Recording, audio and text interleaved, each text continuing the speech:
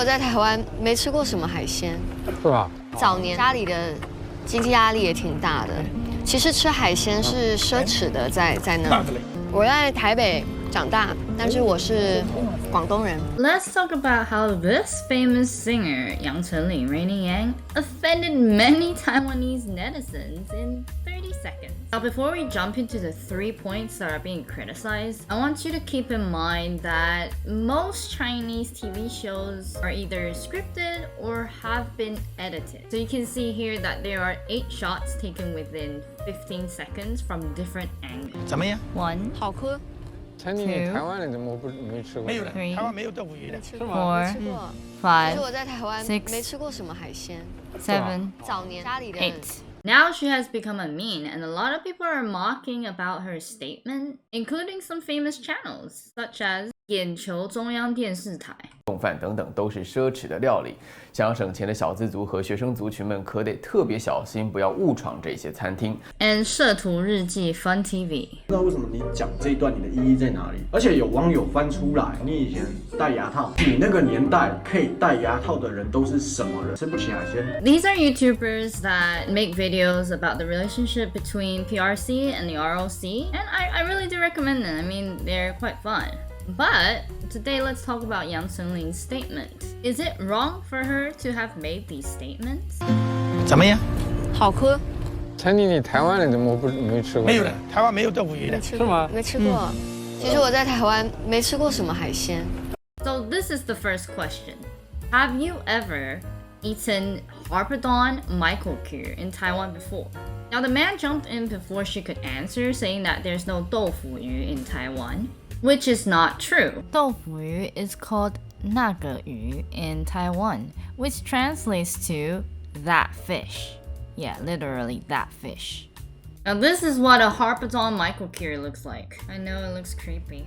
It is a common species in Taiwan, except the eastern part. You can actually see these sold in some markets. So then she answers, she hasn't eaten much seafood because of her family's financial situation when she was young. Now this would mean that she has eaten seafood before, but just not a lot. But a lot of people are questioning the authenticity of this claim because she has a lot of photos of her eating seafood posted on her IG. So as you saw on the other channel, Bajong has mentioned that she learned piano and wore braces when she was young. Even if seafood were kind of expensive, it's not possible that she has never eaten it. And it's not possible that you didn't have any money to eat just a little bit seafood. But that's the thing, she says she hasn't eaten much seafood, not she'd never eaten any seafoods. You know, I feel like a lot of people are just like picking out the phrases they want to use to criticize her. This wasn't what really set people off, but a lot of people are questioning why she would answer the question like that, because they asked you, have you ever eaten this fish or seafood? But your answer only said that you didn't eat much when you were young. But you did not answer whether you have eaten this throughout your whole life. Maybe you've eaten it when you were older. So it seems pretty weird that that's how you answer the question. But as I said, maybe this was edited. Now the next thing she goes on to say is, 其实吃海鲜是奢侈的，在那。now this is the second point.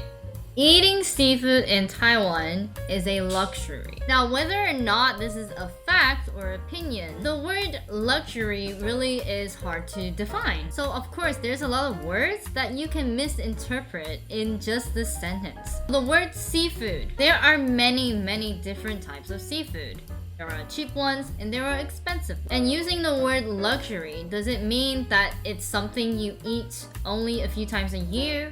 Or is it something that is so expensive, most common people couldn't eat it? And then this went on to become a meme. I saw this one made by Ghost Store, which was pretty funny. What did you have for dinner?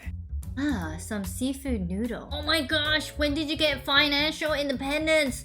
How luxurious! So it seems that plenty of Taiwanese are possibly offended by these use of words, because this will lead to people in China thinking that you cannot eat much seafood or get much seafood in Taiwan, which would mean that living in China is better because you can eat seafood anywhere you want. So as someone who lives in Taiwan, I know there is like seafood everywhere, like oyster omelet, Latin, shrimp fried rice. But in my opinion, when somebody says eating a certain food is luxury, it's just their opinion. I used to think, I still think, eating McDonald's is a luxury.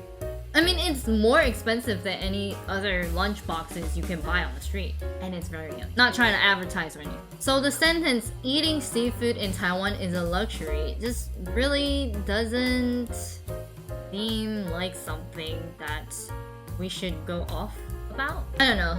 That's just my opinion. What do you guys think? Is what she said really or is it because it's so inaccurate that it makes you mad? I know a lot of Taiwanese are like sensitive towards other foreigners' opinion on our food. It's a luxury. Shouldn't we be happy that seafood is a luxury? That means you eat seafood in Taiwan, you're rich. You're rich. 那是靠自己的努力还家里还清的债务啊。我在台北长大，但是我是广东人，然后我先生是蚌埠人。Alright, let's jump into the third point. So she mentioned she lived in Taiwan, but she is Cantonese, and her husband is from Bangbu. I have looked online, but the English version on Wiki only says that her nationality is Taiwanese. However, if you go to the Chinese, you would see that it says 冠籍home, which means ancestral home. So she isn't wrong about anything she just said, right?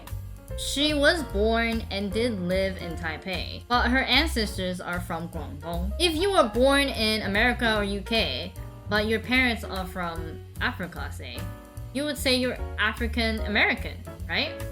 Or African British. So I don't really know what's wrong with what she said, but it seems like it still angered a lot of people, saying that if you want to be from Guangdong, then maybe that means you hate Taiwan. But I mean, a lot of people are just proud of where their ancestors are from. Like,